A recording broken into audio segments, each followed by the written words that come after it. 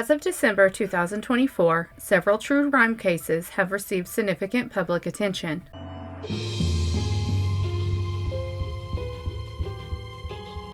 Sean Diddy Combs' legal battle. In September 2024, music mogul Sean Diddy Combs was indicted on charges including sex trafficking and racketeering. Concerns about witness tampering led to the denial of his bail request. Combs has withdrawn his latest bail appeal and will remain in custody until his trial, scheduled for May 5, 2025. The arrest caps a turbulent year for the rap icon. Last November, his ex-girlfriend, singer Cassie Ventura, filed a lawsuit alleging years of abuse, including domestic violence and rape. The case was settled the next day for an undisclosed amount. In May, CNN released this security video showing Combs assaulting Ventura in a hotel in 2017, prompting Combs to apologize. I hit rock bottom. I take full responsibility for my actions in that video. In the 10 months following Ventura's initial lawsuit, at least 10 other lawsuits have been filed against the rapper, with allegations of sexual assault and physical violence dating back to the 90s. Combs denying the claims. In March, federal authorities raided Combs' properties in Los Angeles and Miami Beach as part of an investigation into alleged sex trafficking. They were looking for electronic evidence. According to many of the plaintiffs in the civil lawsuits, allegations he denies, but he kept extensive records in the form of video that while these things were going on, he was recording with his phone. But we ain't gonna stop. We're gonna keep on having fun, bringing people together from all walks of life. You're gonna hear about my party. They're gonna be shutting them down. They're gonna probably be arresting me, doing all types of crazy things just because we wanna have a good time. You know, whenever you bring up a different element into people's environment, things that broaden people's horizon, people get intimidated. There's a lot of people out there that feel intimidated by it. Have what they need, they're gonna leave. Right. Gotta keep them there. Right. You need locks on the doors. Okay, this is sounding kind of dangerous now. It's a little kinky, but rock with me, but just check it out. You need a lot of heat. A lot of heat. Yeah. Heat, you mean that physically the place has to be hot? You don't have no air conditioning. No air conditioning? No. Why is that? Heat affects the alcohol, and it also affects, like, everybody gets a little bit more comfortable and loose. He had the Lamborghini for a day or two, and he had access to the house, and he knows better than be talking about the things that he does with Big Brother Puff on national television. Oh, apparently not. Everything ain't for everybody. Luigi Mangione and the CEO murder. The arrest of 26-year-old Luigi Mangione for the murder of United Healthcare CEO Brian Thompson has captivated public interest. This case has inspired multiple documentaries exploring Mangione's motives and the broader implications of the crime. People online are celebrating his actions as if he did something for the greater good. People are even offering to pay for his defense attorney. And even one woman was arrested after making threats to her healthcare provider, and the news is reporting it as a possible copycat. The man accused of killing United Healthcare CEO Brian Thompson has just pleaded not guilty in New York State court. 26-year-old Luigi Mangione is facing an 11-count indictment, including first-degree murder in the furtherance of terrorism for allegedly shooting Thompson in the back outside a Manhattan hotel. If convicted, he faces life in prison without parole. He's also facing federal charges filed last week, possibly making him eligible for the death penalty. His lawyer calls those federal charges a pile-on and promises to, quote, move forward with a vigorous defense. Mangione entered that plea to the state charges. Not guilty. He walked in chains, both around his waist and his ankles, Diane, and he did not say a word except to utter not guilty when asked how he pleaded to the 11-count state indictment. He appeared to keep his eyes forward, both coming and going, and did not appear to acknowledge the several rows of supporters, mainly young women, who came to see him in court. And outside here in court in front of me, Diane, there are also a few dozen supporters holding signs and chanting "Free Luigi" or chanting for health care. A number of supporters are here with him as well. A woman named Breonna Boston in Florida. Well, on December 10th, the FBI called the Lakeland Police Department and said Boston had called Blue Cross Blue Shield about a claim that she was denied. A probable cause affidavit says near the end of the call that Boston stated in sum and substance, delay, deny, depose. You people are next. This phrase references an exact phrase used during recent current events regarding the United Healthcare Insurance Company CEO who was shot and killed in Manhattan, New York. Shell casings were recovered at the scene and had the words "delay, deny, and depose" written on the shell casings. This information was released to the media and became a nationally recognized phrase directed against insurance companies. Now, one of the words differed from the shell casings found at the scene, but you can see why police were concerned, even if one of the words was different: delay versus defend. So the cops went to talk to Breonna Boston, and she acknowledged that she said it and apologized. The affidavit continued. Boston stated she used those words because it's what's in the news right now. Boston advised that she learned of the phrase because of current events regarding the United Healthcare homicide. Boston stated she did not own any firearms and she was not a danger to anyone. Boston further stated that healthcare companies played games and deserved karma from the world because they are evil. These comments did not help Breonna Boston. She was charged with making threats to conduct a mass shooting or an act of terrorism.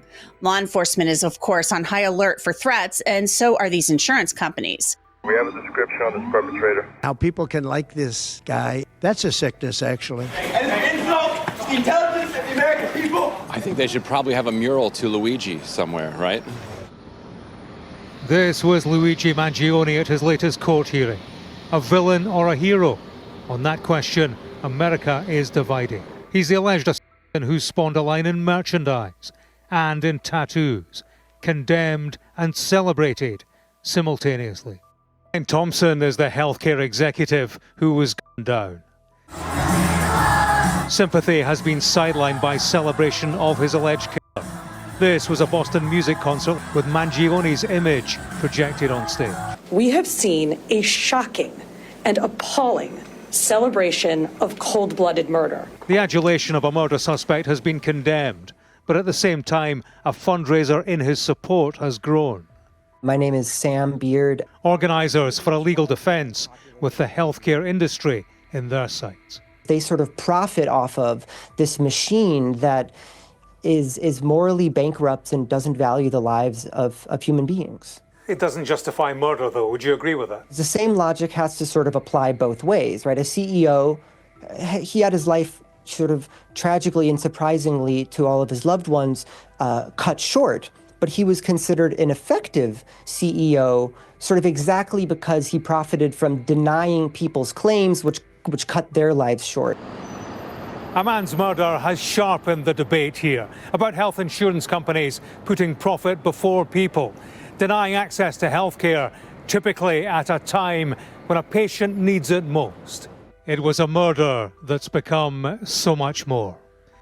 Vallow Daybell Doomsday Murders. The trial of Chad Daybell concluded in May 2024, resulting in his conviction for the murders of his wife and 2 children. He was later sentenced to death. This case, involving apocalyptic religious beliefs, has been widely followed due to its complex and disturbing nature.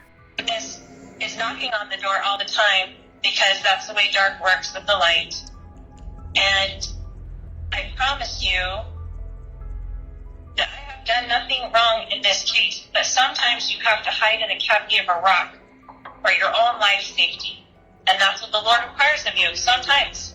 And that's how it is. And I'm sorry that's how it is, because there is a lot of darkness on the earth. It's this sort of big, fringy brand of Mormonism that people say, I have a beef with the government. I have a beef with some institution. I have problems. And what I'm going to do is I'm going to crawl inside my religious mindset and use that religion as a shell that protects me from actually having to think further about whether or not these actions are legal. A lot of times people will use religion as an excuse to break the law. The longer that Lori Vallow held out with no information and false information, it became increasingly clear that this was not going to have a good ending. Versus Chad Guy Daybell defendant, verdict. We, the jury, duly impaneled and sworn to try the above entitled action, is Chad Guy Daybell not guilty or guilty of conspiracy to commit first-degree murder and grand theft by deception? Guilty. Is Chad Guy Daybell not guilty or guilty of first-degree murder of Tylee Ryan? guilty. Is Chad Guy Daybell not guilty or guilty of conspiracy to commit first-degree murder of Joshua Jackson Vallow and grand theft by deception? Guilty. Is Chad Guy Daybell not guilty or guilty of first-degree murder of Joshua Jackson Vallow? Guilty. Daybell is now on death row. A jury sentenced him to death over the weekend. Daybell was convicted of killing his first wife, Tammy, and then also of killing two of his current wife's kids, JJ and Tylee, back in 2019. Most of the victims' family members said they didn't really care whether Daybell got death or life in prison. They are just relieved, they said, he is behind bars for the rest of his life. Criminology student's murder fantasy.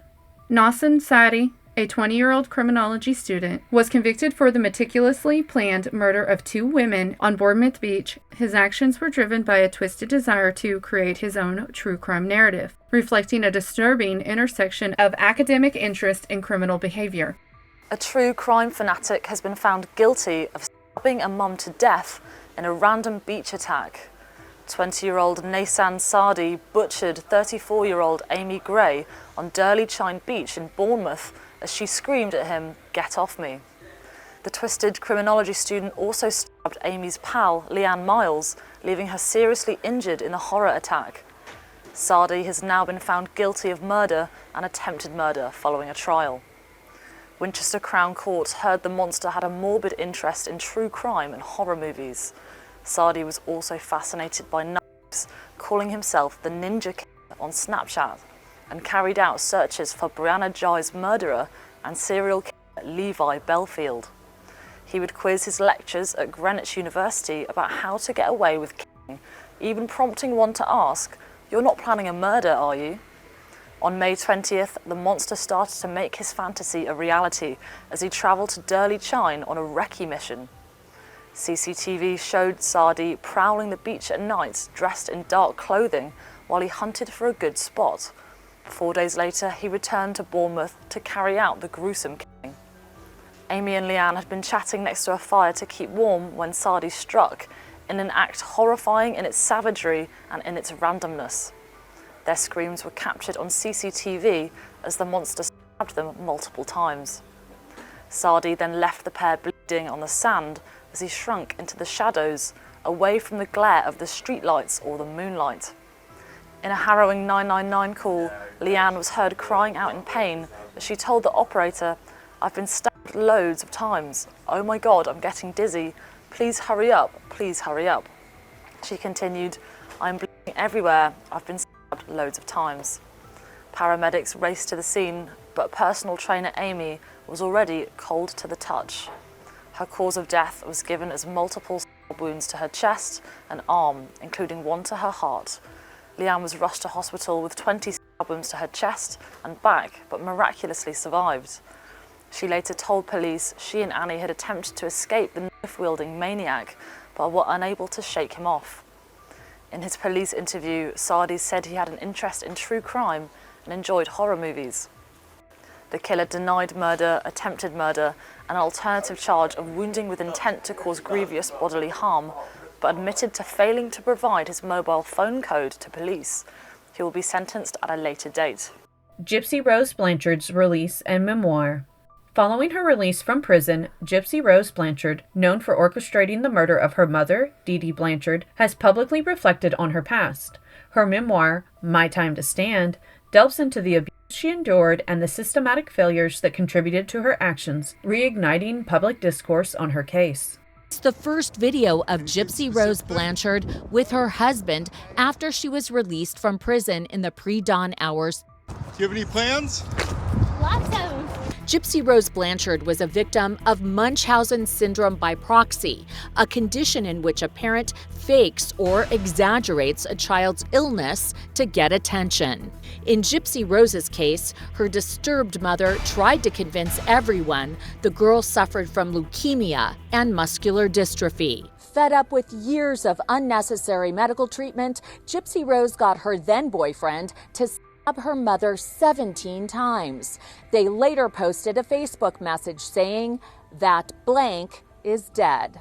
The boyfriend, Nicholas Godejohn, got life. Gypsy Rose got 10 years. Now 32, Gypsy Rose was picked up by her husband in a Cadillac when she was released from a prison in Missouri at 3:20 a.m. A few hours later came the couple's hand-in-hand trip to the shoe store. Lifetime has a 3-part documentary called The Prison Confessions of Gypsy Rose Blanchard. The first time I tried to run away, she chained me to the bed. Now a new life of freedom awaits this headline-making young woman. A victim of child abuse at the hands of her mother and later convicted of her. Today, Gypsy Rose Blanchard's memoir is hitting store shelves. And this morning, she's joining us right here in our studio to tell us a little bit about it. First off, thanks for joining us this morning. We're happy to have you. Thank you for having me. It's great to have you in. You know, your story is a controversial one that a lot of people think, at least, that they know the story and your life story. A lot of people could have got out of prison and just stayed in the shadows. You chose to be very vocal on social media with this book. Why a book? Why share your story? Well, the book was something that I always wanted to happen, and it was something that even my mother's side of the family definitely encouraged and approved of. I know they weren't very supportive of a lot of the documentaries and everything, but they always felt support for me and support for me sharing my story in a book. So I think that that was important to honor their wishes, my wishes, share my voice in a proper way. That's pretty empowering to have, you know, the her side of the family then encourage you to have your voice in a book. I guess because you could make sure the words are that of your own. Exactly. And I know the title is one that has, you know, some meaning for you as well. And you know, let's talk a little bit about that. My Time to Stand. What does that mean for you? I really wanted the word stand in the title. I was very strong on that because standing up for yourself, standing on your own 2 feet, all of that has multiple meanings. So like independence, freedom, physically standing. So it's more than just physically standing. It's emotional and it's empowering. So I really wanted the word stand to be in the title. I know you talked a little bit about in learning to stand for yourself, you made some mistakes. Yes. One of those that you severely regret. Do you go into that in the book when that decision was made when you were trying to stand for yourself? I do. It's not a big portion in the book because I really just didn't want to focus or over-dramatize that. So I just kind of wanted to tell the story, the events that unfolded, and kind of get into my mindset so readers can understand where I was at mentally and emotionally at that point to come to that decision. Do you think the book gave you a chance to give a side of your story that maybe people don't know? Absolutely.